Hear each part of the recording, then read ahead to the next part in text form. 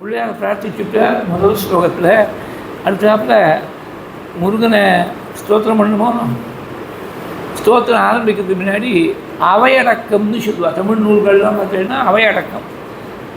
இது very epitome of ஹியூமிலிட்டியாக இருந்திருக்கார் ஆச்சாரியன். எல்லாத்துலேயுமே சீக்கிரமாக இருந்தார். வித்தியில், ஞானத்தில், அருளில், அனுகிரகம் பண்ணக்கூடிய சக்தியில், தபஸில் எல்லாத்துலேயும் சீக்கிரமாக இருந்த மாதிரி வினயத்துலேயும் சீக்கிரமாக இருந்துருக்கார். அதனால் எனக்கு என்ன யோகிதை இருக்குது, ஸ்தோத்திரம் பண்ணுறதுக்கு எனக்கு என்ன சக்தி இருக்குது, சப்தம் தெரியல, சப்தத்துக்கு இருக்கக்கூடிய அர்த்தம் தெரியல. பத்தியம்னு ஒன்று, கத்தியம்னு ஒன்று. பத்தியம்ங்கிறது பொயட்ரி, கத்தியம்ங்கிறது ப்ரோஸ். அது எப்படி வந்ததுன்னு சொல்கிறேன். ஒரு ஸ்லோகம்னு நாம் சாதாரணமாக சொல்கிறோம். ஸ்ட்ரிக்ட்லி ஸ்பீக்கிங் ஸ்லோகங்கிறது அனுஷ்டுபிருத்தத்துக்கு மாத்திரம்தான் ஸ்லோகம்னு பேர். அனுஷ்டுபிருத்தம்னா சுக்லாம்பரம் விஷ்ணும் சசிவர்ணம் சதுர்புஜம், இது அனுஷ்டுபிருத்தம். அதுக்கு மாத்திரம்தான் ஸ்லோகம்னு பேர். வேறு சில மீட்டர்ஸ் தான் இருக்குது. அனுஷ்டுப்பை தவிர வேறு எந்த மீட்டராக இருந்தாலும் அது விருத்தம்னு பேர். விருத்தங்கிற ஒரு பெரிய செட்டில் அனுஷ்டுபிருத்தங்கிறது ஒரு சப்செட், அது மாத்திரம்தான் ஸ்லோகம்னு பேர். இது டெக்னிக்கல் டிஃப்ரென்ஸ். அது இருக்கட்டும். மொத்தத்தில் ஸ்லோகம்னு ஞாபகம் வச்சுக்கோங்க. ஒரு ஸ்லோகம்னு இருக்குன்னா 4 பாதங்கள் இருக்கும், 4 கால் இருக்கும். ஒவ்வொரு பாதத்தில் இத்தனை அக்ஷரங்கள், இந்தந்த அக்ஷரங்கள் தீர்க்கமாக இருக்கணும், ரசமாக இருக்கணும், இப்படி கணக்கு இருக்கணும். அந்த மாதிரி கணக்குக்கு கட்டுப்பட்டு இருக்கிறதுனால பாதமாக ரச்சனை பண்ண வேண்டியது. அதுக்கு பத்தியம்னு பேர். கதைங்கிற தாத்துவுக்கு பேசுறதுன்னு அர்த்தம், டு ஸ்பீக். நாம் சாதாரணமாக பேசுவது ப்ரோஸ் ஆர்டர் தானே பேசுவோம். அந்த மாதிரி ப்ரோஸ் ஆர்டரில் பேசுகிறது கத்தியம்னு பேர். சாதாரணமாக மீதி பாஷைகள் தான் பொயட்ரி எழுதுறது தான் கஷ்டம். ப்ரோஸ் எழுதுறது கம்பேரிட்டிவ்லி ஈஸி. சம்ஸ்கிருதத்தில் நேர் எதிர்ப்பதம். கத்தியம் கவீனாம் நிகஷம் வதந்தி. ஒருத்தருக்கு நல்ல கவின்னு சொன்னால் அவருக்கு கத்தியம் எழுத தெரியணும், பொயட்ரி எழுதிவிடலாம். அனுஷ்டுபிருத்தம் உபஜாதி எல்லாம் ரொம்ப ஈஸி. பேஷண்ட்டே இருக்கிறது ஒரு ஸ்லோகத்தை ரச்சனை பண்ணிவிடலாம், ஜஸ்ட் லைக் தட் ரச்சனை பண்ணிவிடலாம். நிறைய அனுபவம் இருந்தால் புதுசாக ஒருத்தரை போய் ரச்சனை பண்ணுன்னா அபத்தமாக இருக்கும். சம்ஸ்கிருதம் கிரமமாக படிச்சிருக்கணும். அது விருத்த சாஸ்திரங்கிறது தனி. சான்ஸ்கிருத் படித்தா மாத்திரம் போகாது. இது யாப்பிடக்கணம்னு பேர் தமிழில். அதெல்லாம் அதுக்கு இருக்கக்கூடிய லட்சணங்களை தான் தெரிஞ்சு அதுக்கு இன்னும் எல்லாத்துக்கும் மேலே பொயட்ரிங்கிறது it is a gift. It is not given to all scholars to be good poets. அம்பாளுடைய கிருப்பை இருந்தால் பாணி பத்மத்வயேனாட்சமானாமபி. இந்த ஷாமலா தண்டகத்தில் போய் சொன்னார் கண்ணதாசன். 2 கையிலையும் வீணையையும் புஸ்தகத்தையும் வச்சுருந்து, ஒரு ஸ்படிகமணி மாலையும் வச்சுருந்து, பாணித்வேன 2 கையாலையும் அக்ஷமாலாம் புஸ்தகம் சாங்குஷம் பாசமா பிப்ரதீயேன சஞ்சிந்தியதே தஸ்ய பக்தாந்தராத் கத்யபத்யாத்மிகா பாரதி நிஸ்ஸரேத். யார் இப்படி அம்பாளை போய் ஆராதிக்கிறாளோ, ஒரு கையில் பாசம், ஒரு கையில் புஸ்தகம், ஒரு கையில் அக்ஷமாலை, ஒரு கையில் வீணை, இப்படி வச்சுருக்காங்க. பாணி பத்மத்வயேன அக்ஷமாலாம் ஞான சாராத்மகம் புஸ்தகம் சாங்குஷம் பாசமா பிப்ரதீயேன சஞ்சிந்தியதே தஸ்ய பக்தாந்தராத் கத்யபத்யாத்மிகா பாரதி நிஸ்ஸரேத். அவன் வாக்குலேருந்து கத்திய ரூபத்திலையும் பத்திய ரூபத்திலையும் வெறும் சாதாரணமான வாக்கு இல்லை. சாட்சாத் வாக்தேவதையாக இருக்கக்கூடிய பாரதி சரஸ்வதியை அவள் வாக்கில் பேசுவார் அப்படின்னு சொன்னாள். அது சிலருக்கு மாத்திரம் அந்த கிஃப்ட்டை கொடுக்குறேன். ஜென்மாந்திரியமான சுகிருத்தத்தால் அப்படி வருது. அதனால் எல்லோரும் டக்குன்னு எழுதிட முடியாது. கத்தியம் கவீனாம் நிகஷம் வதந்தி அப்படின்னு ஒரு வசனம். நிகஷம்னா உரைகள். இந்த தங்கத்தை தட்டான் உரைச்சி பார்க்கும் பாருங்க, இது சரியான தங்கமாக இல்லையான்னு. அந்த மாதிரி இவர் சரியான கவியாக இல்லையா அப்படின்னு எப்படி உரைச்சி பார்க்குறது? கத்தியத்தை எழுதுங்கோன்னு சொன்னால் தான் அவர் சரியான கவியாக இல்லையாங்கிறத தீர்மானம் பண்ண முடியும். அந்த மாதிரி சப்தமும் தெரியல, சப்தத்துடைய அர்த்தமும் தெரியல, பத்தியமும் தெரியல, கத்தியமும் தெரியல. ஆனால் நான் மட்டும் ஸ்தோத்திரம் பண்ணுறேன்னு ஆரம்பிச்சிருக்கேனே. எப்படி பண்ணுறேன்னா, ஆறுமுகம் படைத்த ஒரு ஜோதிஷானது ஹிருதயத்தில் பிரகாசிக்கிறது. அந்த ஜோதிஷுடைய அனுகிரகத்தால் நான் என்னறியாமல் எனக்கே ஆச்சரியத்தை ஏற்படுத்தும்படியாக வாக்குகள் தான் வாயிலிருந்து வருது. நஜானாமி சப்தம் நஜானாமி சார்த்தம் நஜானாமி பத்யம் நஜானாமி கத்யம் சிதேகா ஷடாஸ்யா ஹிருதி தியோததே மே முகாத் நிஸ்ஸரந்தே கிரஷ்சா விசித்திரம். அத்வைதத்தை தொட்ட இடங்களை தான் சொல்லுவோம் ஆச்சாரியம். நேற்றுக்கு சங்கர குருகுலத்தை சன்னிதான அனுகிரபாஷணத்தை இது சொல்லியிருக்கேன். அதாவது எந்த ஸ்தோத்திரம் எடுத்துட்டேன்னாலும் சௌந்தரலகரியில் பவானித்துவம் துவாசை. நான் போகலைங்க, நீங்கள் கேட்டால் அங்கே போயிட்டு வரையில அங்கே போயிட்டு வந்தால் டயத்துக்கு கட்டுப்படாது. நமக்கு இங்கே ஒரு டயத்துக்கு இருக்கணும்னு சொன்னால் அவள் ஆச்சாரியால் 10,000 காரியங்கள் வச்சுன்னு வரா. எப்போ ஒரு இடத்துக்கு வருவா, எப்போ அந்த அனுகிரபாஷணம் நமக்கு கிடைக்கும்னு சொல்ல முடியாது. ஆனால் டெக்னாலஜியால் ஏற்பட்ட ஒரு சில லாபங்களில் இது ஒன்றும். வாட்ஸ்அப்பில் உடனே வந்துடுது. ஏதோ வெடிகாலத்தால் கேட்டேன், இன்றைக்கி காலத்தால் 5 மணிக்கு அதை கேட்டுவிட்டேன். அப்புறம் தான் சந்தியானத்துக்கு போனேன். அப்போ பவானித்துவம் தாஸே ஒரு எக்ஸாம்பிள் கொடுத்துருக்கேன். அபிநயம் அபநய விஷ்ணு ஷட்பதி ஸ்தோத்திரத்துலேருந்து கொடுத்தேன்.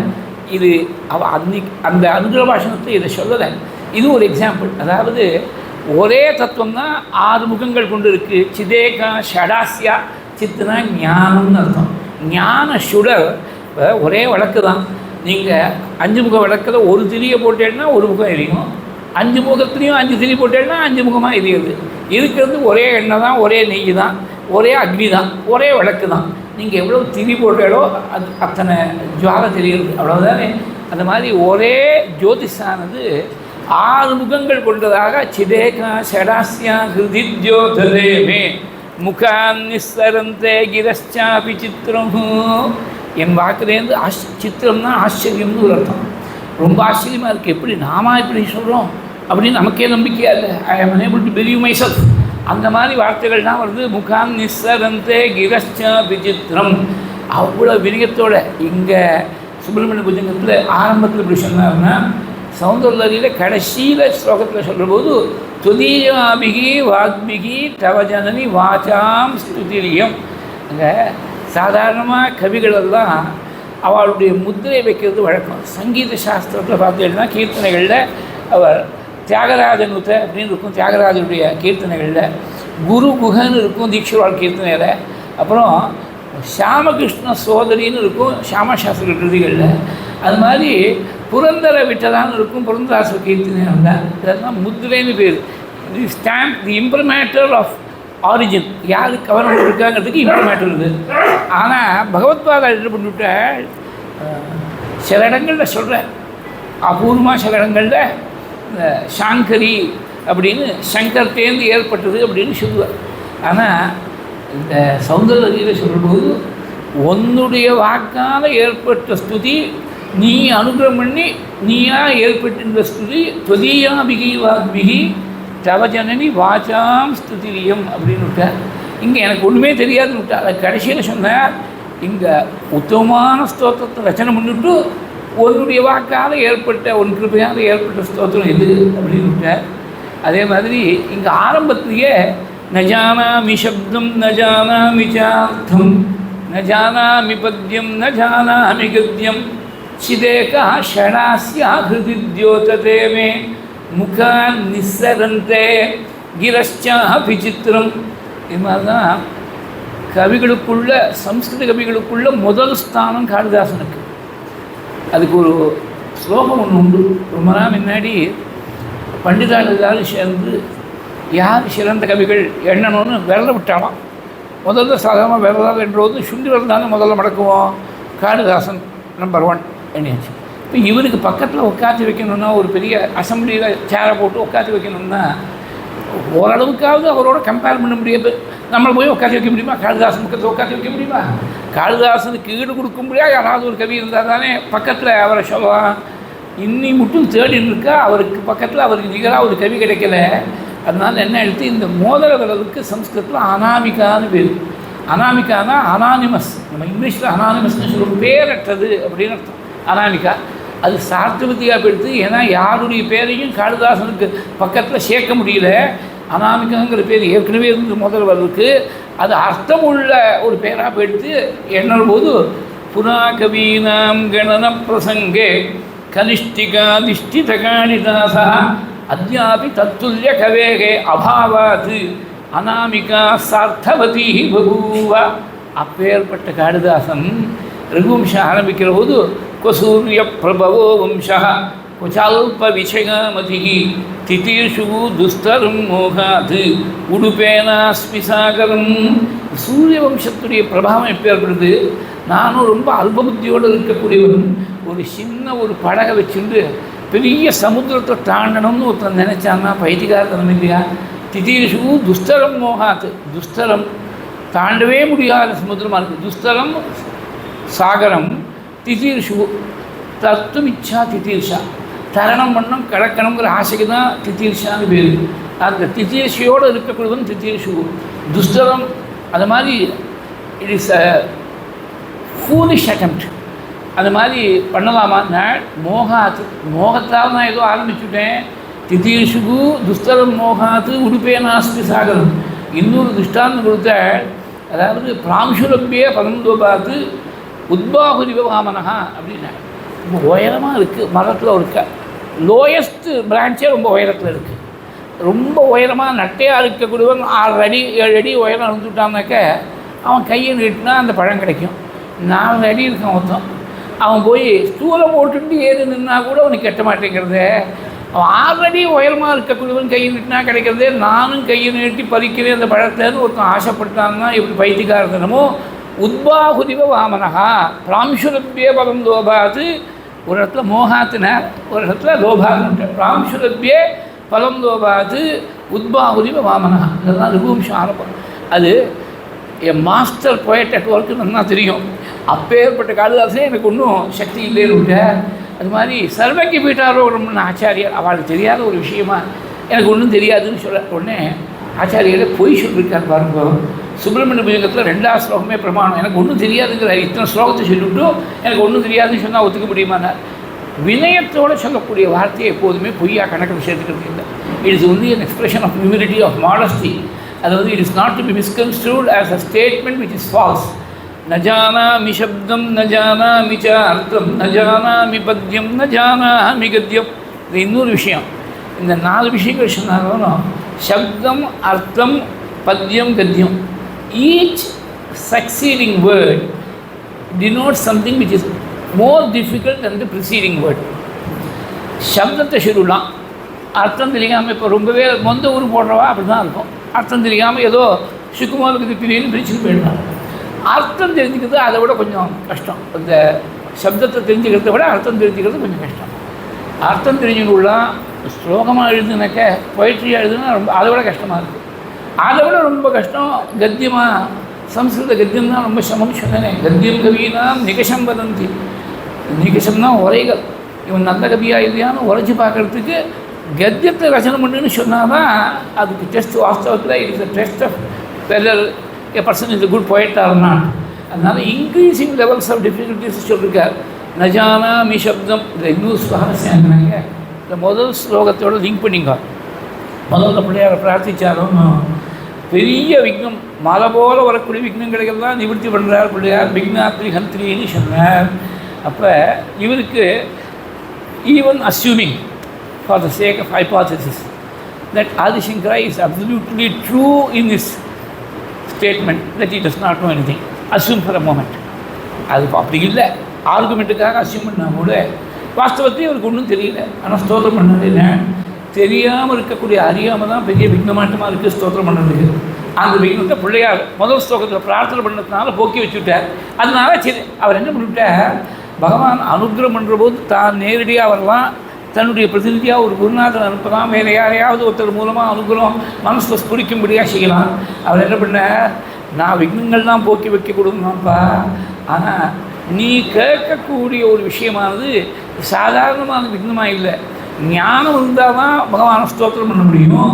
அந்த ஞானத்தை தகப்பனாருக்கே சர்வஜனாக இருக்கக்கூடிய சர்வவித்தியர்களுக்கும் ஈஸ்வரனாக இருக்கக்கூடிய பரமேஸ்வரனுக்கு சுவாமி மலையில் ஞானத்தை உபதேசம் பண்ணி பிரணவார்த்தத்தை உபதேசம் பண்ணவர் என் தம்பி தான் இருக்கார். அதனால் அவரை நான் அனுப்பிச்சுட்டேன், கவலைப்படாத. அவர் எங்கே இருக்கார் அப்படின்னா ஏத்தாப்புல திருச்செந்தூரில் மூர்த்தி ரூபத்தில் இருக்கார் சுவாமி. ஆனால் வெளியிலேருந்து வராது, ஒரு உள்ளேருந்து ஒரு any creativity has to come from within. Creativity cannot be taught from without. இதை என்ன புரிஞ்சுக்கணும். எப்போதுமே நீங்கள் 2 2 4 2 3 5 சொல்லிக் கொடுக்கலாம். இதெல்லாம் கிளாஸில், ஏன்னா இதெல்லாம் fixed things, nothing creative about it. சும்மா நீ புரிஞ்சுக்கணும், கன்செப்டை புரிஞ்சுக்கணும். இல்லை மொந்த ஊர் போடணும், 2க்குள்ளே ஒன்று தான். பெருக்கல் வாய்ப்பாடு தான் மொந்த ஊர் போட்டுனாலும் அது கன்செப்டை புரிஞ்சுக்கிட்டா அந்த உரு போடுறது கொஞ்சம் ஈஸியாக போய்டும். அவ்வளோதான். நீ புதுசாக க்ரியேட் பண்ணோம்னா that creativity cannot be taught from without. வேறு ஒருத்தர் சொல்லிக் கொடுத்தா ஒரு சங்கீதத்தில் ஒரு கீர்த்தனையை சொல்லிக் கொடுக்கலாம். ஒரு சங்கீத குரு இப்படி பாடணும், இந்த ராகத்தை இப்படி ஆரோகணம், இந்த ஸ்வரங்கள் உண்டு, அவரோகணத்தில் இந்த ஸ்வரம் உண்டு, இந்த ஸ்வரம் கிடையாது சொல்லிக் கொடுக்கலாம். ஆனால் மனோதர்மத்துக்கு தகுந்த சங்கதி போடுற போது குரு எல்லாத்தையும் சொல்லிக் கொடுக்க முடியுமா? ஒரு கோடி தான் காட்ட முடியும். அவர் மாட்டில் கிடுகிடுன்னு ஒரே ஏரியாக அவர் கங்கா பிரவாக மாட்டோமா அந்த சங்கதிகள்லாம் வந்து விழுறது, ஸ்வரங்கள்லாம் வந்து விழுறதுன்னு சொன்னால் அந்த க்ரியேட்டிவிட்டியானது it must come from within. அதனால் எழுத்தாப்பில் முருகன் சந்தி தான் நீ நிற்கிற, இருந்தாலும் நீ ஸ்தோத்திரம் பண்ணணும்னா it's very highly creative thing. அதுக்கு வெளியிலேருந்து முருகன் அனுகூலம் பண்ணால் சரியாக வராது. அந்த முருகன் எந்த முருகனை ஸ்தோத்திரம் பண்ணணும்னு நினைக்கிறியோ அந்த முருகனே உன் ஹிருதயத்தில் இருந்து அனுகூலம் பண்ண முடியாது. நான் என் தம்பியை பிரார்த்திச்சுருக்கேன், வந்துட்டா இருப்பார். சிதேகா ஷடாஸ்யா ஹிருதித்யோததே மே முகான் நிஸ்ஸரந்தே கிரஷ்சாபி சித்திரம்.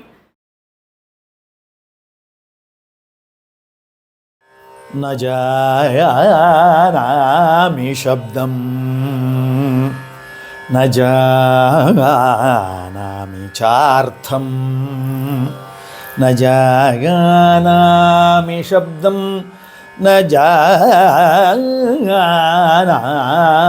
चार्थं न जानामि पद्यं न जानामि गद्यं न जानामि पद्यं न जानामि गद्यं चिदेका षडस्य हृदि द्योतते मे चिदेका षडस्य हृदि द्योतते मे मुखान्निस्सरन्ते गिरश्चापि चित्रं मुखान्निश्चरन्ते गिरश्चापि चित्रं